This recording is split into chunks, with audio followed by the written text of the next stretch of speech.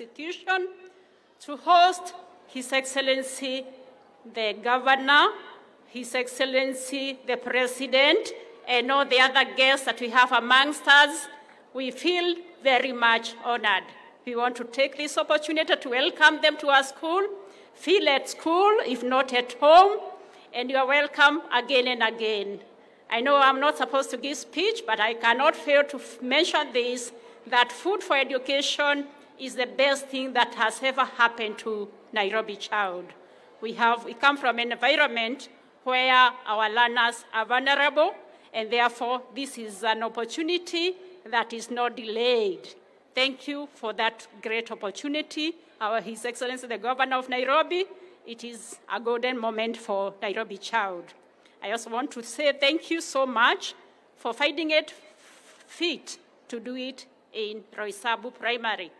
This is a moment that will never be forgotten in Nairobi or in Roysambu Primary.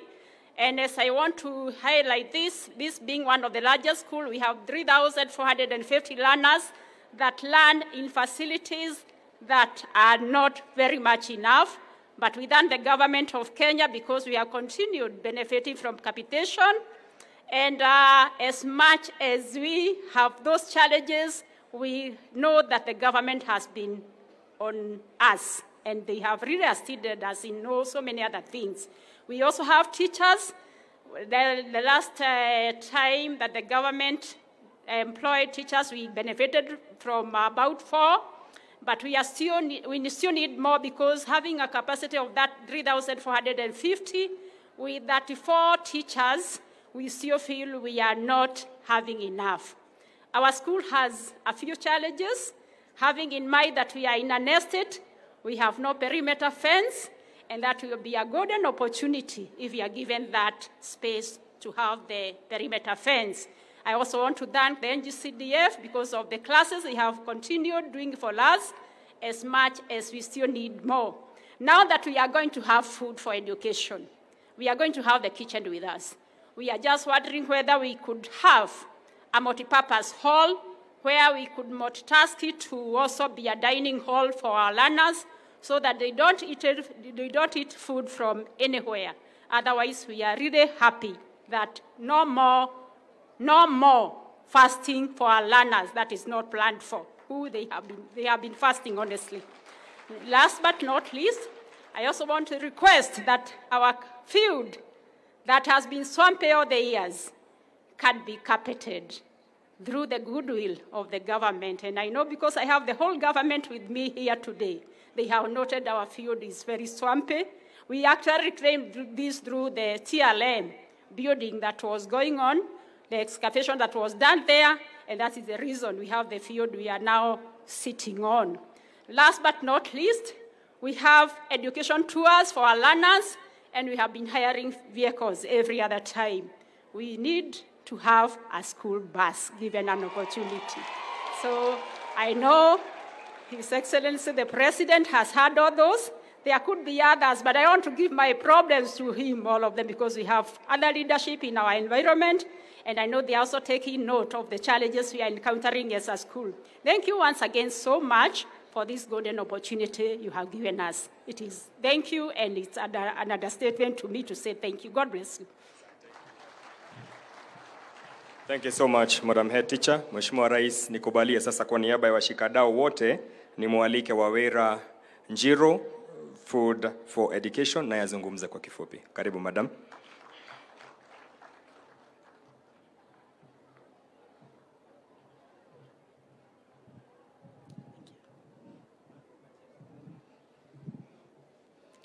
Your Excellency, the President, Dr. William Samoei Ruto, Your Excellency, the Governor, Johnson Sakaja, Member of Parliament, and all leaders who are here, good morning. Good afternoon, sorry. My name is Wawera Njiro, and I am the founder of Food for Education. When I started Food for Education, I never imagined that there would be such high impact for children. We've seen improvement in school attendance, school performance, enrollment. Children are staying in school simply because they have meals. And I'd like to thank the governor of Nairobi. I met him a couple of years ago when he was senator, and he promised that when he became governor, he would implement a school feeding program for all children in Nairobi. And today is that day, and I'm so excited. Tumpige makofi. So all children in Nairobi will be getting meals every single day, rice and beans, rice and dengu, vegetables, ata chapo one time. Mnafurahia chapo? Yes. I'd also like to thank the president because when we met last year, he made a promise that he would make school feeding an agenda in his manifesto, and he has. By being here, by increasing the budget for school feeding, he's fulfilling that commitment. So thank you, everyone, and we're very excited to be partnering to ensure that all children in Nairobi have access to nutritious meals. Thank you.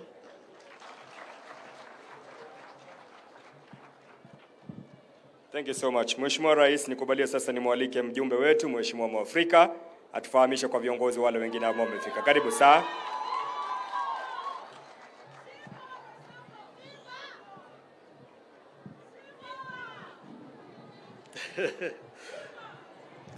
Thank you so much, Your Excellency, the President of the Republic of Kenya, Governor wetu, Super Governor wetu wa Nairobi, CS wa Education, Mr. Machogu, wabunge wenzangu, viongozi wote ambao wameshirikishwa hapa. Jina yangu naitwa Kamanda Mwafrika na mimi ndio mbunge wa Roysambu. Thank you. Your Excellency, allow me to introduce the political leadership present here. Let me start with the MCAs. MCA, he is Kimani Mogo, the MCA Zimmerman. Thank you. Another MCA from Githurai, Mwangi Wasoko, MCA Githurai. MCA Ute kutoka Kahawa Ward. MCA Hospital kutoka Roysambu. MCA kutoka Kahawa West, Clement Kamaru. Thank you. Other MCAs from other areas within Nairobi? Other wards? Please, for recognition. Tuko na Bishop kutoka Nagureti. Tuko na Roro. Tuko na Bena. Come and introduce from your area. Yes. Thank you, Your Excellency. We have Mheshimiwa Susan Makungu kutoka Mlango Kubwa. Tuko na Kimani Mugo ambaye ametajwa. Tuko na Mheshimiwa Brian Itenya, nominated MCA. Tuko na Mheshimiwa Karis kutoka kule Ruai.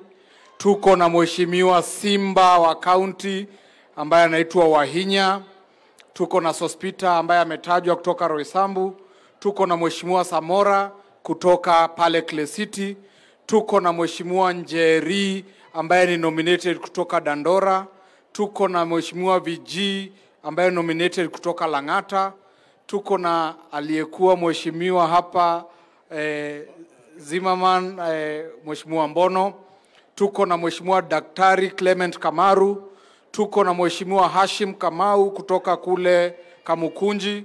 Tuko na Mheshimiwa Diana Katile ambaye pia ni speakers panel wetu. Tuko na Mheshimiwa Faria. Tuko na Mheshimiwa Eutychus Mokiri. Tuko na Mheshimiwa Beatrice. Tuko na Mheshimiwa Dionysius.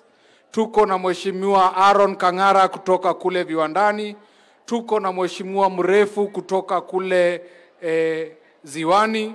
Tuko na Mheshimiwa Osama mwenyewe kutoka Udhiru Ridhimitu, na tuko na Mheshimiwa Mark kutoka Hospital Ward. Tuko na mzee wetu Mheshimiwa Jeremiah Mofaya mwenyewe kutoka kule Kayole Central, na tuko na last born wetu Mheshimiwa Engineer kutoka kule Njiru Ward. Asanti. Yangu ni Mheshimiwa Ronaldo kutoka Umoja. Tuko na Mheshimiwa Alan Maina kutoka Dandora, Bazu mwenyewe. Asanteni. God bless you. Thank you so much, Roro. Your Excellency, the President of the Republic of Kenya, allow me to take this opportunity to welcome you all here in Loisambu. Let me also introduce the members of parliament present. Tuko na Beatrice Serachi kutoka Dagoretti North. Tuko na Mheshimiwa Karauri kutoka Kasarani. Asante. Your Excellency, wacha nichukue nafasi hii kukurudishia shukrani mingi sana pamoja na gavana wetu kwa sababu ya kuchagua Roysambu iwe ya kwanza ya kujengwa hii jiko, hii kitchen ya chakula. Mr. Governor, hii mambo ya hii jiko ya chakula tunajua ya kwamba is your brain child. Mimi nakumbuka tukifanya campaign, Your Excellency the Governor, ulikuwa unaahidi ya kwamba ukiwa governor ya Nairobi utajenga hizi kitchen ili watoto waweze kupata chakula kutoka kwa shule. Your Excellency, umesikia namba kubwa ya watoto ambao wako hapa Roysambu Primary. Mumesikia population ile iko hapa ya wanafunzi 3450. Bwana CS, class moja iko na wanafunzi 110. You can imagine, class moja peke yake 110. Your Excellency, the speed in which tunajenga shule hapa ama madarasa na the speed in which tuna enroll students hapa Roysambu ni kubwa kushinda ya kujenga madarasa. Kwa hivyo tungependa kusema ya kwamba CDF is not enough for us kujenga madarasa. Tunakuomba Bwana CS utupe msaada ya kujenga madarasa hapa Roysambu kwa sababu tukisema tutafanya na CDF it is not enough. Your Excellency, ni shukrani kubwa pamoja na governor kwa sababu ya kuchagua Roysambu, na tunataka kuahidi ya kwamba hizi kitchen zikijengwa hapa Roysambu tutakuwa tayari kuzilinda, kuhakikisha ya kwamba wanafunzi wote watapata chakula kutoka hapa kwa hizi kitchen. Vile vile tujue hizi kitchen zikianza, enrollment ya wanafunzi kwa shule itakuwa juu sana. Kwa hivyo tuwe tayari kujenga darasa nyingi katika mashule kwa sababu enrollment itakuwa kubwa. Your Excellency, ili niweze kumalizia, Your Excellency, sitaki kuovershadow mambo ya kitchen, lakini niko na maombi mawili peke yake hapa Roysambu, ya kwamba hapa kuna barabara tunaita Base Road, na hiyo Base Road, Your Excellency, in 2019 ulisema ya kwamba ijengwe na ikajengwa 500 meters only. Tungekuomba hiyo barabara ya Base Road, Your Excellency, ulijenga 2018 ikamilishwe yote ndio iweze kujoin Thika Road, hiyo barabara ya Base Road. Na tunajua ya kwamba hiyo barabara ikijengwa tutaweza ku-off-road ile traffic jam inakuanga hapa kwa roundabout. Ombi la pili na la mwisho, tuko na barabara ingine inaitwa ya Kiwanja kule Kawa West ambaye imelimwa na inaunganisha Kawa West na upande wa Thika Road. Vile vile tungekuomba hata hiyo barabara iweze kujengwa. Hiyo ndio ombi letu watu wa Roysambu, Your Excellency, and we say thank you and welcome to Roysambu. Thank you so much.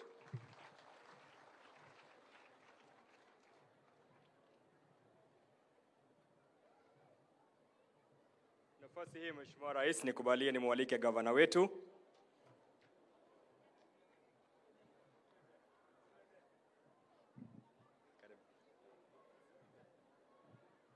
Tumkaribishe Mama County aweze kuzungumza nasi. Mheshimiwa, karibu.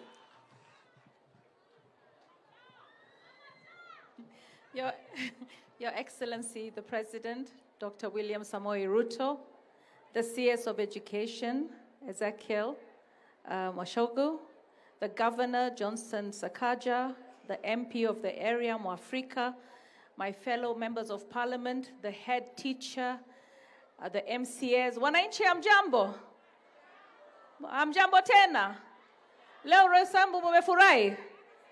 Raisi kukuja kwenyu ni kitu muhimu, si ndio? Sasa mumeona development itaanza, si ndio? Kitu ninataka kusema, munaniita mama taa. Hapa tutakuwa na mama chakula. Tutakuwa na mama chakula.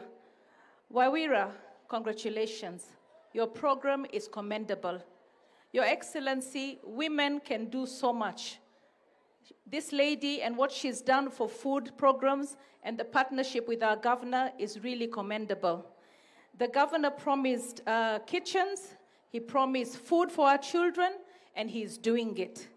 What I want to say, Your Excellency, is without partners, we can go with partners, we can go very far.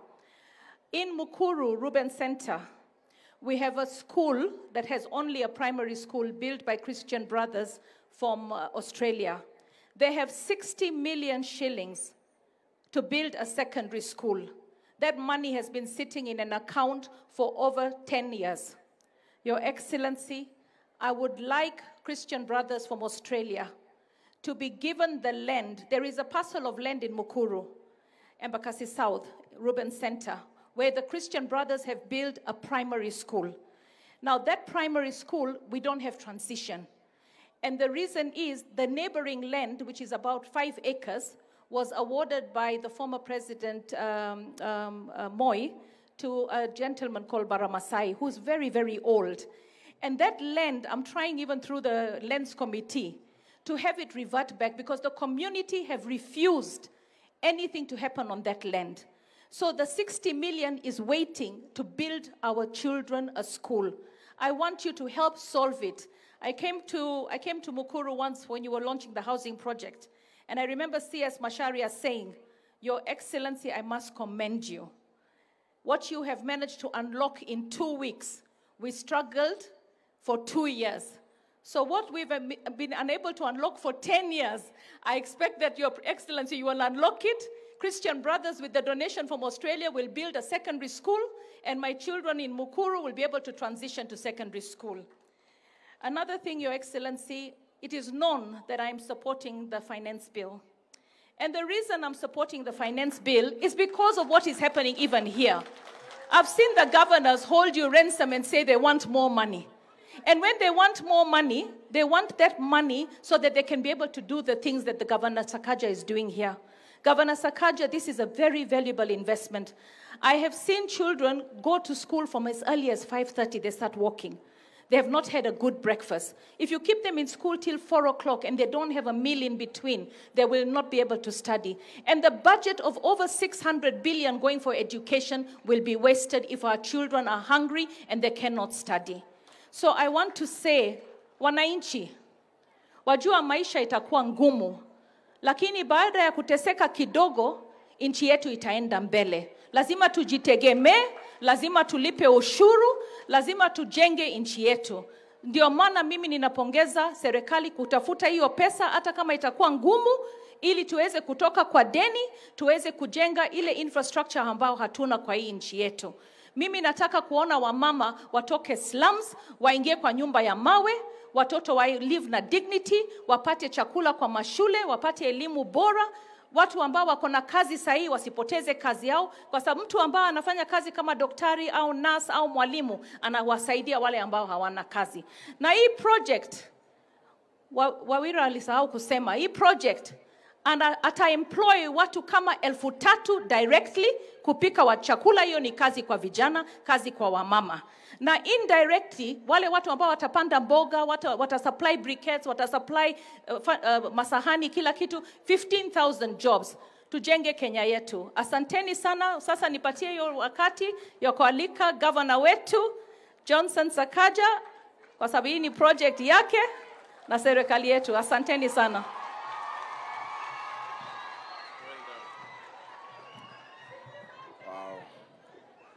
Asante sana. Your Excellency President William Ruto, ambaye tunakupenda sana, waziri wetu Machogu, UDSG, Cleophas Malala, wabunge, Elachi, Mama Dago, Karauri ndugu yangu, MCAs, na wananchi wa Githurai, wa Roysambu. Wale nimekuwa Githurai leo asubuhi. Wananchi wa Roysambu, Bwana asifiwe.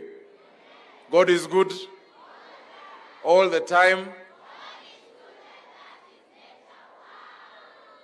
Our students, habari zenu? Mko poa?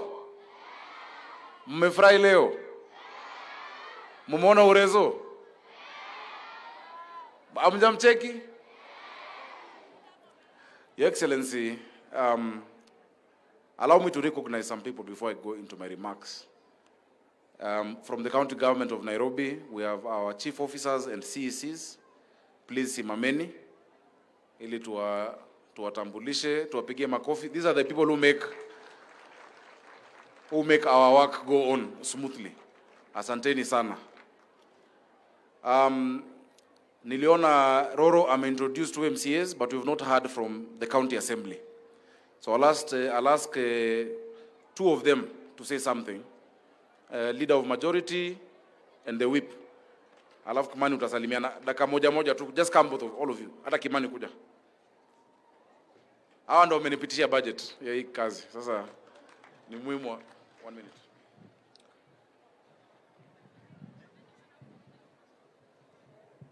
Your Excellency Dr. William Samoei Ruto, CS Machogu, our Governor, Super Governor Johnson Sakaja, Mama Chakula, Mheshimiwa Pasaris, all the protocols observed, na SG wetu. Good afternoon. Kwa majina naitwa Mheshimiwa Ronaldo, MCA Umoja 1 na UDA Chief Whip ama incoming majority Chief Whip. Hii mambo ya Jubilee tukiharakisha hivi karibuni tutakuwa majority katika County Assembly ya Nairobi. Na mimi ni kushukuru His Excellency the Governor kwa sababu wanafunzi wa Roysambu mko. Mnajua hii feeding program inamaanisha nini? Inamaanisha hii ndiyo mwisho ya kula chakula baridi. Mnajua hivyo? Inamaanisha tumefika mwisho wa vitabu zenyu kumwagikiwa na supu ya chakula mkiwa mmebeba lunchbox.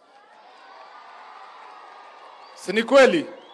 Na hii ndiyo mwisho yenyu kukula chakula ambacho hakina nutrients ama si balanced diet. Kwa sababu kutoka tarehe 28 August tutawapea chakula moto, tutawapea chapo, tutawapea fruits mkimaliza kula. Na mimi nikushukuru Rais kwa kuwa umesikizana na gavana wetu na ukaona this is the right way to go. Let's treat our children with dignity that they deserve. Na nashukuru sana kwa kuwa kwa bajeti yako ya national umeongeza fedha za kuhakikisha huu mradi wetu wa feeding program utakuwa successful. Na mimi nikukuomba na CS go across the other 46 counties, make sure that the same is implemented so that we can have children that are wako na hali ama wako na afya njema ili waweze kusoma. Na kwa hayo machache ni kuwashukuru sana. Mungu awabariki. Wanazima man hamjambo. Hamjambo tena. Your Excellency, the President of the Republic of Kenya, we are so much grateful, especially to the Governor. Out of the many schools zenye ziko in Nairobi, you chose Roysambu. Nakumbuka tukikuja naye hapa Wednesday, ukatuambia umeona reception yetu, umeona nyumbani kwetu, and you are so much happy. Instead ya kwenda mahali pengine, ukachoose hapa Roysambu. Kuchoose hapa Roysambu, it makes us happier. Because wale mavijana wenye watafanya hapa kazi, the youth wenye watapata hapa kazi, kina mama wenye watapata kazi hapa, Governor tunashukuru. Again, hii field sasa imekuwa kidogo. Kumbukeni, Your Excellency, kutoka huko base, maji yote hukuja, inakuja ina form swamp hapa Uresambo Primary. So, President nakuomba tu, the last time ulikuja hapa ilikuwa pale Deliverance. Nakumbuka tukivuka zile mitaro. Kumbuka tu ahadi yetu ya drainage na siwa ya Zimmerman Ward. Hiyo tu ukitusuluhishia tuko sawa kabisa. Again, ya mwisho tu, ningetaka tu kukuomba, as you go back, kutoka pale Mirema, maji yote yenye inatoka Dhome, yenye inatoka kutoka ile side ya Roysambu, inakujanga inaingia Zimmerman. Na ndio maana hapa tuko na swamp. Tumekuja kwako na mheshimiwa Mwafrika, tumepresent budget ya around 96 billion. Tupate drainage ya kutoka pale Roysambu, iteremke iende hadi Q. Shida yetu yote imeisha. Tunashukuru sana, hapa ni Zimmerman, tuna Zimmerman na tunasaidia Jadhaine. Jadhaine Primary wameniomba tu, sitakosa kutaja. Uwakumbuke tu, because ile side ingine, shida tu ni transformer. Ili shule yenyewe na hiyo mtaa yote ikuwe mzuri. Tutakuja tu kutembelea na Mwafrika, at least tuende kwa CS wa energy, tupate transformer. Asanteni sana na Mungu awabariki. Your Excellency, all protocols observed. Personally naitwa Anthony Karanja na ningetaka kuchukua fursa hii kumrekebisha MP. Jiko letu la kwanza liko Dagoretti South. Na ni mahali tulikula lunch na wewe, Your Excellency, na Mama Dish.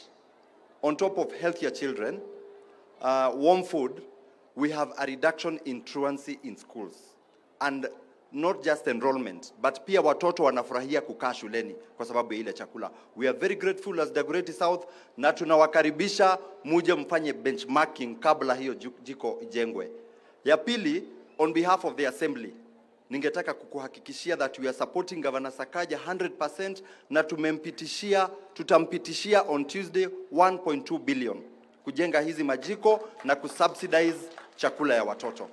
Kwa hivyo we are committed as members of the county assembly, na liwe liwalo, juu chini kushoto kulia, majiko itajengwa na watoto wetu watakula. Kwa hivyo asante sana, God bless you. Bishop Dimurefu. Asante sana. Your Excellency, the CEC, who is in charge of this program and who has been pushing this program, is the youngest minister in a county government. Alikuwa waziri na 29. I don't know if your birthday has come or not. Bado. She's 29 years old. She's the one who's run with this program from the beginning, from the time we went to Wawira's kitchen. Before we got into office, I'd like her to come and say something very quickly. Anaitwa Susan Silantoi. Tumpigie makofi.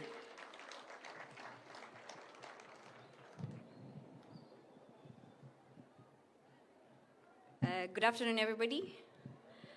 All protocols observed. Good afternoon, Your Excellency. Thank you so much for honoring our invitation to come and groundbreak our kitchen. This is part of the 10 that we're doing in the whole county. And in total, we will do 17. So I'd like to also thank the County Assembly for passing this budget for us. We know it is a new budget, and we are grateful that you bought into the vision. But just to say, we are co-workers with God in feeding the future. And so in every meal that we feed, we're directly inputting in the future of our country. So thank you so much for your support, and we look forward to working with you in feeding the future. Thanks.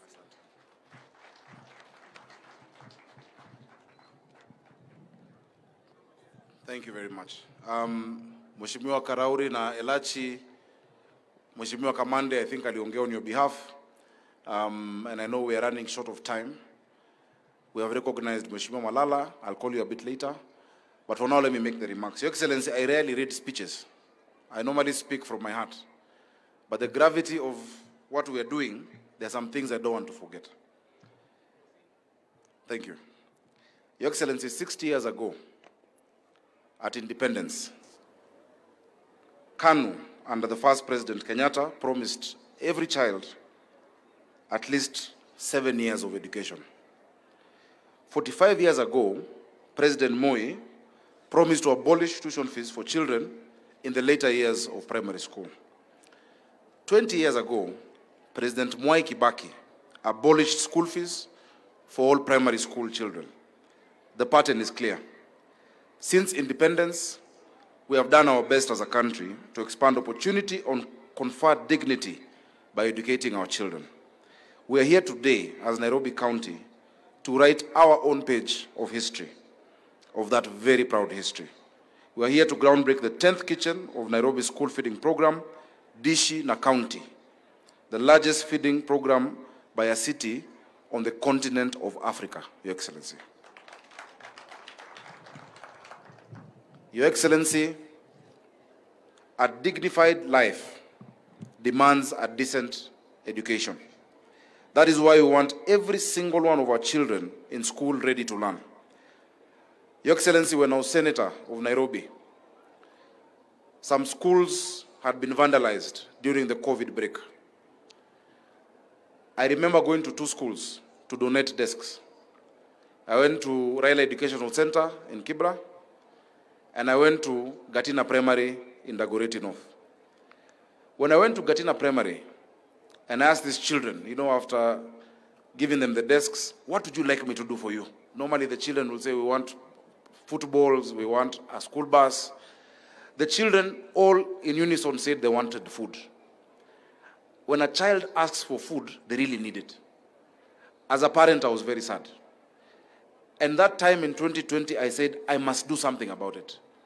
In the Senate, I drafted the National School Feeding Act, or rather bill. It never saw the light of day. I benchmarked to the US 1965 School Feeding Act. It didn't go far. But I said, if God gives me the chance to become the governor of Nairobi, children will eat food in school. Your Excellency, yesterday we were in Mudangari Primary with Honorable Elachi. We were in Jiru. We were in BD. When you look at the reaction of the children, when you mention food, I think as leaders we need to be very embarrassed. Our children are losing a third of their education when they are told at lunchtime to either go find food and they don't come back to class. They don't come back to school. And when they come back the next day, they can't catch up with what they were taught the day before. Yesterday in Jiru, the chairman of the Board of Management said that you have remembered even in Nairobi, we have levels of poverty with people sleeping with empty stomachs. It is not only in semi-arid and arid areas where people are hungry, even here in Nairobi. Your Excellency, mara nyingi, interventions za njaa, interventions on marginalization ignore Nairobi. Because people assume everybody in Nairobi has money. Urban poverty, in many respects, bites harder than poverty in the rural area. Hii ni shamba ya mawe. Kama hauna pesa, you will not eat, you will not have a place to sleep. That is why we have struggled for Nairobi to be included in the marginalization policy. Wale watu wako kwa slums, wale watu wako Mathare, they are doing worse than people in even the arid areas. They are doing much worse. Your Excellency, we've had many stories from children.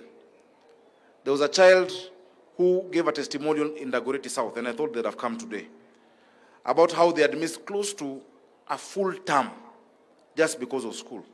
Today in Dagoretti South, the enrollment rate is 150% of attendance in school because of the feeding program. Your Excellency, this is a problem we must solve together. And for us to do that, because the dreams must be translated, it needs planning, persuasion, and cash, pesa. So we need to do 3 things to make our dream come true. We need to pay for it, we need to arrange the logistics, and we need to communicate our plan clearly so that every parent in Nairobi understands it and understands their part of it. Firstly, on logistics, Your Excellency, a question came up immediately whether we should have kitchens in every school or fewer central kitchens, each supplying a good number of schools. On reflection, we chose a network of schools, of central kitchens, with a hub and spoke model where one kitchen serves a number of schools around it. So this kitchen, for instance, is not for Roysambu Primary only. It is for all of the public primary schools in Roysambu constituency. And so we have groundbroken in Sarai constituency, Race Course Primary, Makadara, BD Primary, Kasarani, Njiru Primary, Embakasi South, Kwanjenga Primary, Embakasi Central, Kayole 1 Primary, in Dagoretti North, Mudangari Primary, in Kibra, Toi Primary, in Westlands, Farasi Lane, Roraka, Babadogo. The amount of money, because I think there might be, Bishop said they are budgeting 1.2. Already in this budget, what I'm spending is already budgeted for building the kitchens. In the next financial year, naomba wa MCS wangu, tupitishe so that we build the other 6 kitchens, plus now we subsidize the meals from August 28th. Your Excellency, also allow me to say, many of these feeding programs, the cost, first of all, have not been consistent, and the cost to the parent is still high. 70 shillings kwa mzazi Nairobi saa ingine ni ngumu. 60 shillings ni ngumu. I want to thank our partners, because the cost of a meal at 45 shillings, the county is paying 25 shillings, SIF is paying 15 shillings, na mzazi analipa shilingi 5 peke yake. 5 bob, kobole. We're using a technology where mtoto anavaa saa, ambapo you can load, you can send them pesa today, you can send for a month, you can send for a week, but even that child who doesn't have that 5 shillings, Your Excellency, we will feed. We will not watch a child not getting food because of 5 shillings or because of 100 shillings. There is no dignity when a child is pulled out of the school, of the lunch line, because they don't have that money. Chakula, njaa ni kitu ya aibu sana. Ni kitu ya aibu, and you have told us that for a long time. Your Excellency, so we're spending 1.2 billion, and we hope, because we are working with the national government, that you will also match that, as you have said before, so that we can expand this program. Your Excellency, there are people who have asked questions.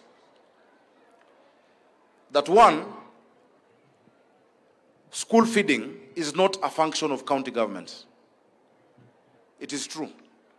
It is not a function of county governments. It is not a function of national government. It's a function of leadership. It is something that you cannot ignore. We cannot see a problem, Your Excellency, and say this is not mine to do. We must put concerted effort, which is why we are giving bursaries to secondary schools, to primary schools, despite that, to colleges, despite that being a national government function. In 10 years of devolution, tulikuwa na governor wa kwanza, tukakuwa na governor wa pili, tukakuwa na NMS, tukakuwa na Kananu. For 10 years, Nairobi County gave bursaries worth 3 billion, and in 6 months, Your Excellency, we have given bursaries worth 1 billion and 25 million ile ya kutoa bursaries. Tumepeana scholarships, and our scholarships ukipata form 1, unaenda form 1, 2, 3, and 4, without a break. These children of ours in Nairobi, we cannot shirk our responsibility. And I want to implore my MCAs. Article 189 of the Constitution gives us a framework of partnership between the national government and the county government. We are doing an MOU, because the MPs will tell you, anyone who is sensible will tell you, watoto wa Nairobi wamekosewa. We have 210 schools only for a population of 5 million people. Our children who are not in the public schools are not in expensive private academies. They're in what we call up-bet schools, alternative provision of basic education and training. Unapata shule, Sunday ni kanisa, Monday ni shule, jioni kuna kesha, the next day there is a youth meeting, because we have not given the infrastructure. Successive governments have done bad to the children of Nairobi. We must do something.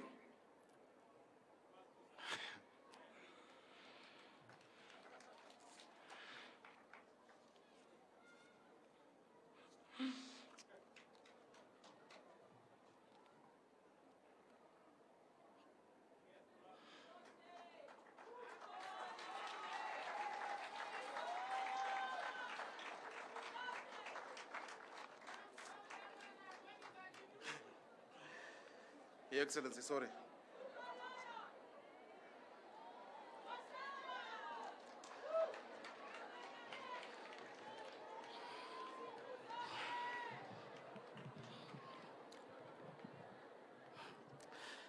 Your Excellency, ni uchungu ya watoto.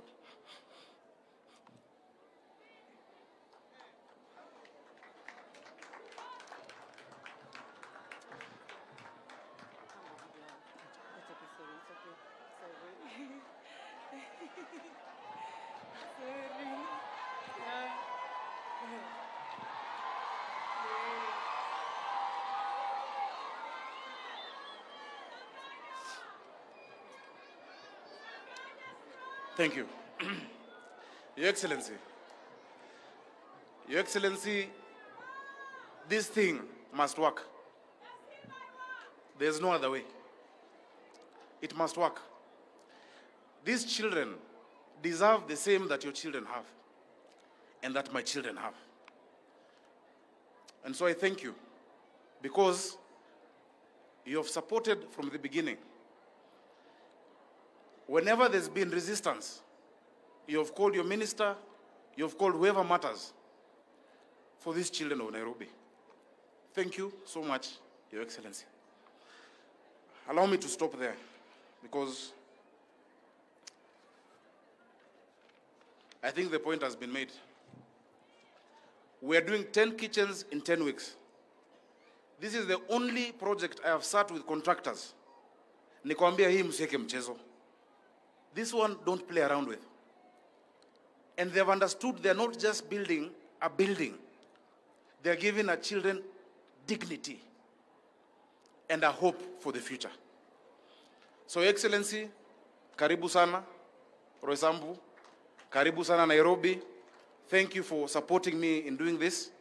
We are going to deliver. And one day, vile wanakumbuka maziwa ya Nyayo, watakumbuka chakula ya Ruto. Watakumbuka chakula ya Ruto. Allow me, Your Excellency, now to invite Waziri. And Waziri has been very, very supportive. We have sat down with him. We have agreed on the framework. We have a working group together between us and the national government. I'm grateful for what you've done for us, Waziri. Thank you. Yeah, thank you. Your Excellency, the President of the Republic of Kenya, Your Excellency, the Governor, the members of Parliament, my friend, the Secretary General of our ruling party, UDA, MCS present, wanafunzi na wasasa mjambo, muko mjambo. Your Excellency, this is a very special day, and we really thank you for finding time to come over here to launch and initiate this very important program. Your Excellency, in Kenya, school feeding program has been going on in 26 of our counties in the country, the ASIR areas. And as the Governor said, Your Excellency, there are areas in Nairobi which, of course, our people are in abject poverty. And Your Excellency, we thank you for giving guidance and giving direction in this, because the amount of money that we have been getting each and every year is a maximum of 2 billion. But you have tripled that, and Your Excellency, I undertake that the direction you have given as a means of education, we will make sure that we work very, very closely with my brother Sakaja, the Nairobi County. We had a meeting, Your Excellency, on the 8th of this month, a joint meeting between the Ministry of Education and Nairobi County, where we were able to say that we must make this work. We thank the Governor because he undertook to make Nairobi work, and indeed Nairobi is working. Is Nairobi not working? We also thank you, Your Excellency, because you undertook to make Kenya work, and indeed Kenya is working, and each and every agenda that you set, we are seeing that it is being operationalized, Your Excellency. Your Excellency, the other program that we are tackling in Nairobi, we have 234 primary schools, we have 103 secondary schools with a registration of 79,000. Indeed, the infrastructural development in Nairobi demands that we have to do more, and we have said we will have a meeting, Your Excellency, which thereafter we will be able to give you a report with the Governor and the elected leaders of Nairobi, so that we agree on how we can be able to come up with more infrastructural development to accommodate the ever-increasing population of Nairobi, because like Form 1, Nairobi never gets enough pressure. They always go to neighboring counties, and I think it's time, with the leadership that we have in Nairobi, that something should have to be done. Your Excellency, it is now my humble duty. Jameni, msimame wote tumkaribishe Rais wa Jamhuri ya Kenya na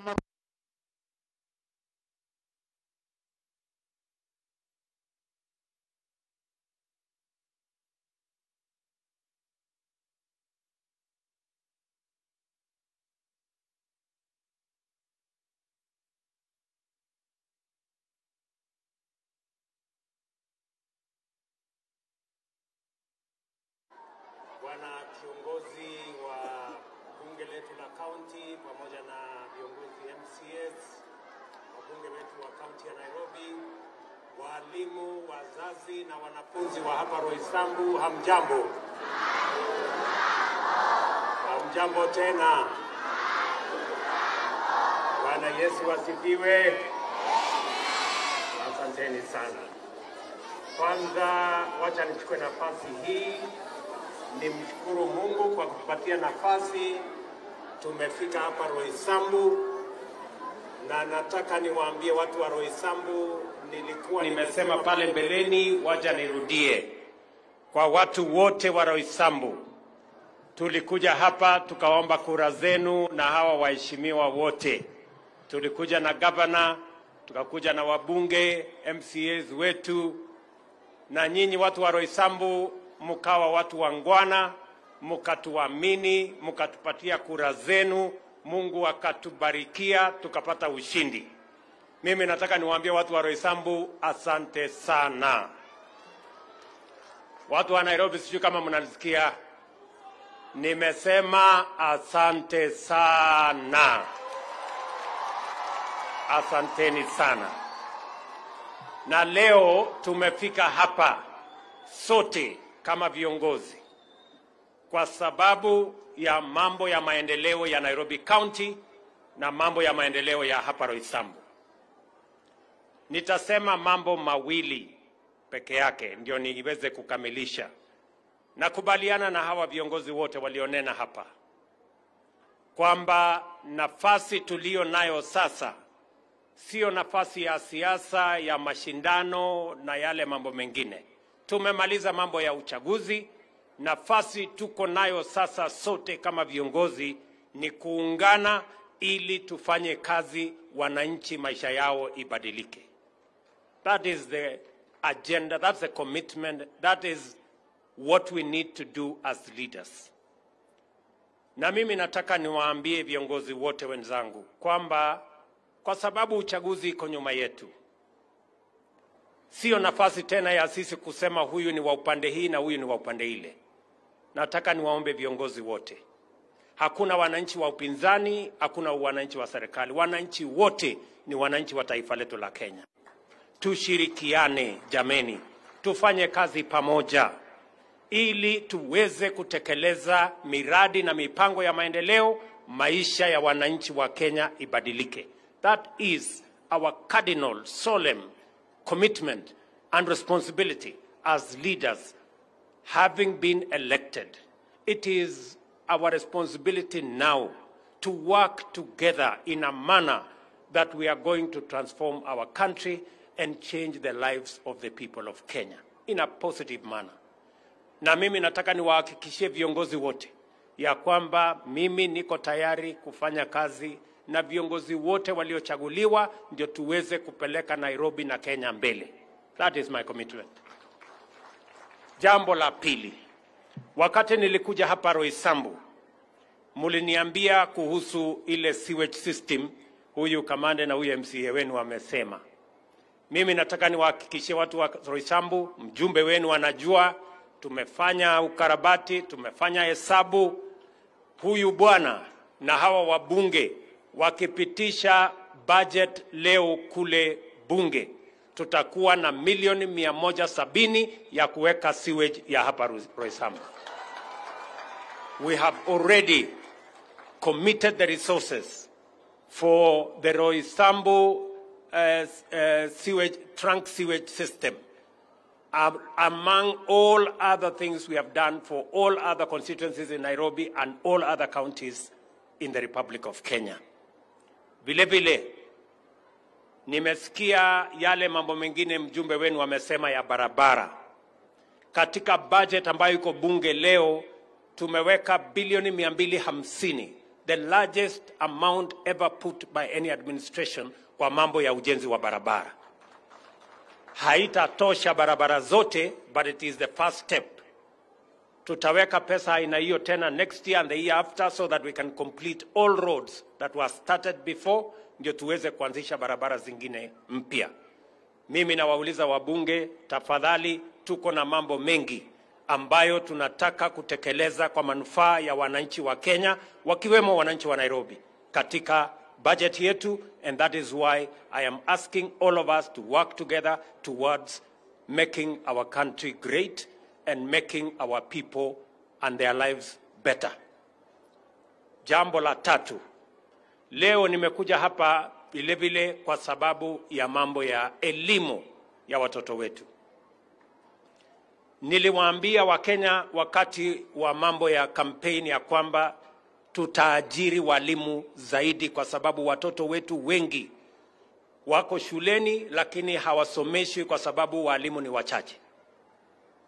Kama vile mnavyojua, tumeajiri the first time walimu 35,000, the highest ever employed in the Republic of Kenya. Na hiyo pia haijatosha. Ndio nimesema katika hii budget ambayo hao wabunge wataenda kupitisha leo kwa mapenzi ya Mungu, pia tumeweka budget ya walimu wengine 25,000 ambao watakuja kufundisha watoto wetu hawa. We have a commitment that we must reduce the gaps in education in our primary and secondary schools, including our TVETs, so that we can ensure that our children are not just in school, but they are being taught and they are learning and they are acquiring knowledge. Leo nimekuja hapa kwa mwaliko wa governor wenu. Na mimi nataka nimwambie my friend Arthur Sakaja Johnson ya kwamba I feel you. I feel what you feel. Kwamba, na nilisema wakati wa campaign, we must eliminate the shame of hunger in our republic. And we must be intentional, we must be deliberate, we must have a plan on how to do it. Tusiwe tu tunafanyia siasa. Na ndio sababu kwanza tumepanga vile ya kuzalisha chakula, kwa sababu dawa ya njaa ni kuzalisha chakula ya kutosha. Tumesajili wakulima 500,000. Tumewapatia mifugo ya mbolea karibu 3 Tumeweka katika hii budget, na mimi naomba hao wabunge mwende mupitishe hii budget. Tumeweka bilioni 5 ya kuzalisha chakula zaidi katika taifa letu la Kenya. Na zaidi, katika hii budget ya mwaka huu, I also committed to the people of Kenya that we are going to enhance our school feeding program. From 2018, tumekuwa tukilisha watoto 1,600,000. 1.6 million kids have been fed under the school feeding program from 2018 by the government of Kenya. I did commit that we are going to double the number. I want to announce here today that we are not just going to double the number. We are going to increase the number of children in our primary schools under the school feeding program from 1.6 million children to 4 million children. Watoto wetu 4,000,000 kutoka ile tulikuwa tunafanya kwa miaka iliyopita 1,600,000. Katika hii budget tumeweka pesa bilioni 5 ya kulisha watoto wetu shuleni, na tutaongeza bilioni 1 kwa supplementary so that we can have 4 million of our children going to school and having a hot meal for lunch every day when they are in school. Na nimekubaliana na governors, kila governor ambaye ataweka shilingi 1 kwa school feeding program, serikali ya Kenya itaweka shilingi moja kwa school feeding program. We are going to match counties who have a plan on school feeding program, shilling for shilling. And if we do that, we can actually feed 8 million children in our schools. And we can keep our children in school. They can concentrate in learning. We will increase our learning outcomes. We will increase our attendance in schools. We will increase their concentration, and we will increase outcomes from our schools if our children are attending class with a full stomach. That is what we want to do. And the greatest indignity we can do to our children is for them to come to school and fast by force because there is nothing to eat. Watoto wengi wanakosa kuja shuleni kwa sababu hakuna chakula nyumbani na hakuna chakula kwa njia nyingine yote. Mimi nataka niwashukuru. I want to thank in a very special way CIF. The fund has been outstanding. Tuwapigie makofi hawa watu jamani. Wamekuwa washirika wetu wakubwa. CIF, they have been our great partners. They have worked with us on this noble assignment of making sure that our children go to school, they stay in school because there is food in school. So you have my commitment as President of Kenya. You have the commitment of the Governor of Nairobi and many other leaders to work with your partnership to make sure that our children are not just in school, but they are being fed when they are in school. We will work together. Tunaelewana jameni? So watoto wetu wa hapa Roysambu mjue ya kwamba watoto wetu wote wa primary school katika Nairobi County watakuja shuleni, watapata chakula shuleni. County ya Nairobi watatoa pesa na national government, we will match shilling for shilling what the county of Nairobi will be giving so that we can have all our children in school. Tumekubaliana? Jambo la pili niongee juu ya Nairobi tena. Nairobi ndio tuko na shule chache zaidi. As a percentage of the population of Nairobi, we have the least schools than any other county in Kenya. Nairobi hii. Tuko na shule 204 katika Nairobi County. Mimi wakati nilikuwa mjumbe wa Eldoret North, nilikuwa na mashule 140. Just one constituency. Now, Nairobi with 17 constituencies is having the same number of schools with one constituency in another place. It is tragic. Watoto wetu wengi katika Nairobi County hawaendi shule. Watoto wengi katika Nairobi County wanaenda shule ambayo haina mpango kwa sababu there is no alternative. Mimi nataka niwaulize waheshimiwa wa Nairobi. Bwana Minister, nataka uketi chini na wabunge wa Nairobi tukubaliane vile tutajenga shule zaidi Nairobi County.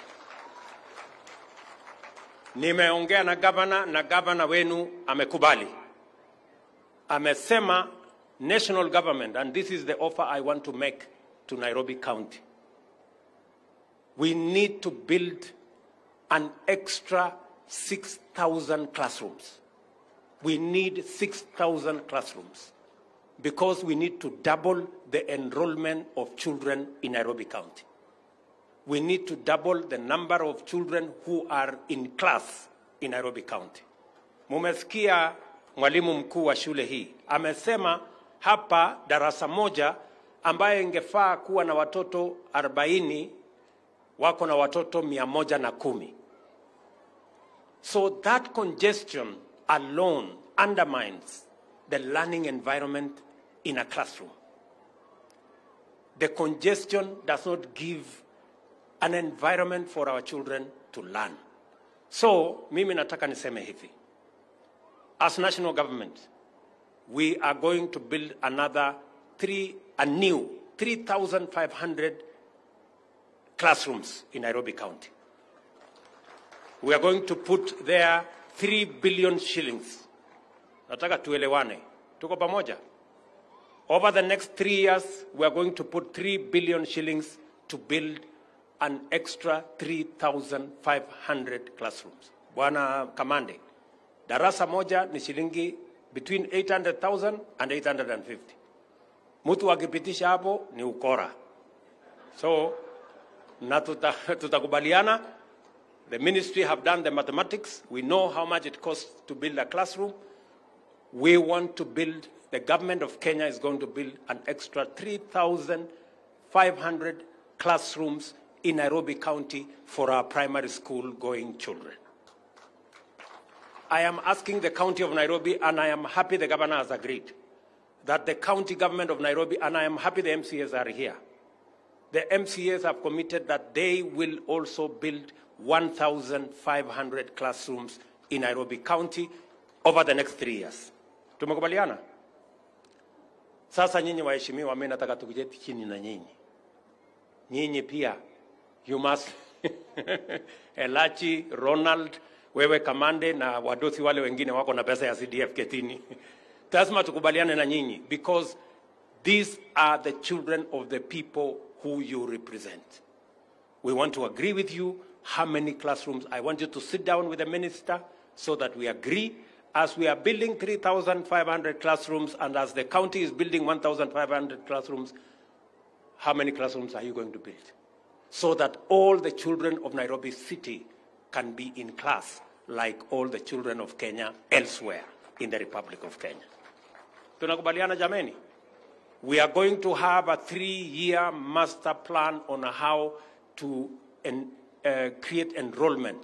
Tuhakikishe ya kwamba watoto wetu wote katika Nairobi County wanasoma. Because at the moment, many kids are not in class, they are not in school, because there are no opportunities for them to learn in a proper school. So, nafikiri tumekubaliana. I want to ask all counties, what Sakaja is doing in Nairobi County, I want to ask all our county governors to participate in this program of school feeding.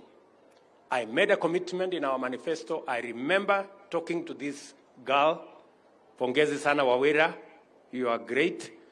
When I met you, I told you, this kitchen, we're going to work together. And I'm happy, Sakaja, you have lived up to that promise. So we will make sure that watoto wetu wote, watasoma, wako shuleni, ndio tuende mbele pamoja. Mwisho kabisa, mimi nataka niwaambie watu wa Nairobi, katika ile mpango tuko naye, hii budget ambayo iko bunge inapitishwa leo, mimi niliwaambia Nairobi hapa, watu wengi wanaishi mahali ambapo hapafai. Watu wengi wanaishi katika slums, hakuna maji, hakuna choo, hakuna stima, hakuna barabara, mahali ambapo hapafai. Na wengi wa wabunge wenu hawa wamechaguliwa na watu wanaishi katika slum. Mimi nimesema hii slums tutaondoa. Tutajenga nyumba 1,200 kila mwaka katika taifa letu la Kenya. Tutajenga nyumba 1,200 ili tuondoe watu wetu kutoka mahali ambapo hapafai, ili tuweze kuwa na nyumba safi, iko na stima, iko na maji, iko na sewage, iko na mambo hiyo ingine yote. Na zaidi, katika ujenzi wa hiyo manyumba, tunahitaji vijana 1,000,000 watakaofanya kazi pamoja na sisi. Mimi nataka niulize, Nairobi iko shida ya ajira ama hakuna shida ya ajira? Si iko shida kubwa? Vijana wengi wako nyumbani, hawana kazi. Tumeweka mpango ya kuhakikisha ya kwamba katika ujenzi wa manyumba tutakuwa na watu ambao wanafanya factory huko kwa mabati, factory huko kwa simiti, factory za chuma, watu plumbers, masons, electricians, carpenters, watu engineers, quantity surveyors, architects. Hiyo dunia yote tutawakusanya, kila mtu afanye kazi, na hata watu wa jua kali tumesema watatutengenezea milango, madirisha na mambo yale mengine yote, ndio Kenya hii tupatikane ajira, kila mtu aweze kujisimamia. Sasa mimi nataka niwaulize watu wa Nairobi, Si ni vizuri tujenge nyumba vijana wetu wapate ajira? Ama mnasemaje? Si ni vizuri tujenge nyumba hawa vijana wapate ajira? Na tutoe watu yetu kwa slums waishi mahali pazuri? Sasa kama wewe ni mbunge umechaguliwa Nairobi, na wewe unapinga ati tusijenge nyumba, wewe umeajiriwa na watu wa Nairobi, unalipwa mshahara. Wewe utaki watoto wao walipwe mshahara kama wewe. Wewe utaki watu wa Nairobi waishi mahali pasafi vile wewe unaishi. Wewe unataka wakae kwa slum, watoto wao waendelee kuhangaika barabarani. Wewe ni kiongozi ama wewe ni adui ya wananchi? Tuambiane ukweli. Yeah? Surely, which leader in this day and age will oppose a program that is going to give dignity to his voters, that is going to give jobs to the people who have given him a job, that is going to give decent livelihood for the people who have voted and pays for their salary? You cannot be a leader, you must be something else. Sijui kama tunaelewana jameni. Tuko pamoja? Tuko pamoja? Ndio mimi nilisema, mimi nangojea kuangalia mtu ambaye anasema anataka watu yake waishi kwa slum. Anataka vijana ambao wamemsaidia akapata ajira waendelee kuhangaika barabarani wasipate ajira. I am looking, huyo mtu sijui anakaa namna gani. Na sijui kichwa yake ni mzuri ama iko kombo kiasi gani. Ama ni aje ndugu zangu? Surely. Na nimesema vile vile katika hii budget tumesema vijana wetu ambao wanatoka Tibet, tunataka vijana waje wafanye kazi. Tumesema hata furniture. Hii furniture inatengenezwa hapa Roysambu. Kuna watu wengine wanaenda kununua furniture China, wanaenda kununua furniture Marekani, sijui wanaenda kununua ati kitanda. Na hii kiti ya kukalia hapa, unaenda kununua Marekani, na tuko na vijana hapa wanaweza kutengeneza furniture. Nimesema kwa hii budget, wale watu wanaleta furniture kutoka nje, watalipa ushuru kubwa sana. Kwa sababu tunataka vijana wetu watengeneze furniture hapa nyumbani. Tuko na vijana wa kutosha, tuko na mbao na randa na hiyo ingine, watoto wetu hapa wafanye kazi. Ama mnasema mnataka tulete furniture kutoka nje? Kitanda ya kulalia hii inatengenezwa hapa Roysambu. Si hiyo ni ujinga ama nini jameni? Si ni ufala mingi sana? Niwaulize, tumesema wale watu wanaleta simiti kutoka nje. Tuko na factory ambayo vijana wetu wanafanya kazi hapa Kenya. Miaulize watu wa Roysambu, twende tulete simiti ya watoto wengine, watu wengine wanaajiriwa, tuwache watoto wetu wahangaike na tunaweza kutengeneza simiti hapa nyumbani kwa factory yetu. Sijui kama tunaelewana. Factory ya chuma namna hiyo. Tumesema hii mambo yote, we want to work for our country and we want to work together. Na katika hii budget nimeweka pesa bwana Kamande ya watoto hawa wapate chakula lunch time. Wewe utaenda kupinga alafu si waende wabitishe hii budget tuendelee na kazi? Ama mnasemaje watu wa Nairobi? Waende wabitishe ama wasibitishe? Alafu unasikia ati mtu analalamika ati sijui iko 3%. Sasa wewe hata kama 3% umeambiwa utoe, umebaki na 97%. Sio 97% kutoshe. Wacha hii 3% utafutia hawa vijana wengine ajira. What is the problem? Wacheni ubinafsi bwana. Hapana, wacheni hizo. Sijui kama tunaelewana. Alafu sasa unakuta wengine wanaendesha propaganda, wale wanapiga sijui kusupport finance bill, wamelipwa sijui milioni 1, sijui shilingi 2, sijui shilingi ngapi. Hiyo ni upuzi. Nobody, an intelligent person doesn't have to be bribed or given anything to do the right thing. An intelligent person will do the right thing because it is the right thing. Sijui kama tunaelewana. Tuko pamoja jameni? So I want to ask wale watu ambao wanapoteza wakati yetu. Sisi hatutaki kitendawili, sisi hatutaki sarakasi, sisi tunataka tufanye kazi, tuende mbele. Ama mnasemaje Nairobi? Mnasema tuende mbele ama turudi nyuma? Na mimi nimesema vile vile, hawa watu wanatuambia tuendelee kukopa pesa. Kenya tukope pesa mpaka sisi tukue bankrupt. Nyinyi mnataka tuendelee kukopa pesa? Sikutanye ushuru hawa wadosi watoe ile wako naye. Kila mtu atoe kitu bwana, wacheni maneno. Sisi tunapata mshahara, tutoe, wananchi Kenya na isonge mbele. So mimi nataka niwashukuru sana. Mimi nataka niwahakikishie ya kwamba we are going to be focused, we are going to work together, na nimewaambia hawa viongozi ya kwamba tunataka tushirikiane ndio tupeleke taifa letu la Kenya mbele pamoja, na tutashirikiana pamoja. Tumekubaliana?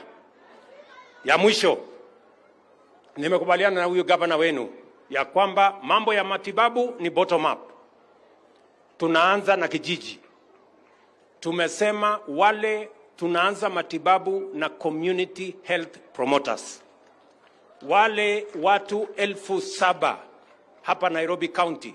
7,000 and what? 7,460.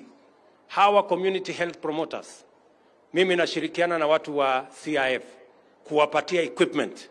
Na serikali ya Kenya tutaweka pesa ya kulipa hawa watu tukiambatana na county. Sakaja atalipa pesa nusu, mimi nitalipa pesa nusu. Na hawa watu watafanya kazi katika kila kijiji. Kila nyumba 100 tutakuwa na community muuguzi. Mtu mmoja ambaye atakuwa anazunguka hapo, anapima pressure, anapima sukari, kama uko na homa, anapanga mambo yako, anakuambia hospitali ya kwenda ni hapa, usiende ile. Kama ugonjwa yako ni ile ya kwenda dispensary, atakwambia weenda dispensary. Kama ni shida yako ni ile ya kwenda kwa health center, atakwambia health center. Kama ni ile ya kwenda referral, atakusaidia uende referral. Ndio tusikuwe na msongamano, wewe kila mtu apate dawa. Na kama hata hahitaji wewe kwenda hospitali, pengine ni homa tu kidogo, atakupatia aspirin, wewe unamalizana na huyo, wewe unakaa nyumbani unaendelea na kibarua. Sijui kama sijui kama tunaelewana. Si ndio? Sisi tulisema tunaanza kule bottom up jameni. Yeah, so that is the plan. So na hiyo pesa yote iko kwa hii budget. Ile ya Sakaja iko kwa budget. Ile yangu iko kwa budget. Sasa nyinyi mnataka kwenda kupinga, mnataka hawa watu waendelee na ugonjwa ama mko na maneno gani? Hapana. Allergy please.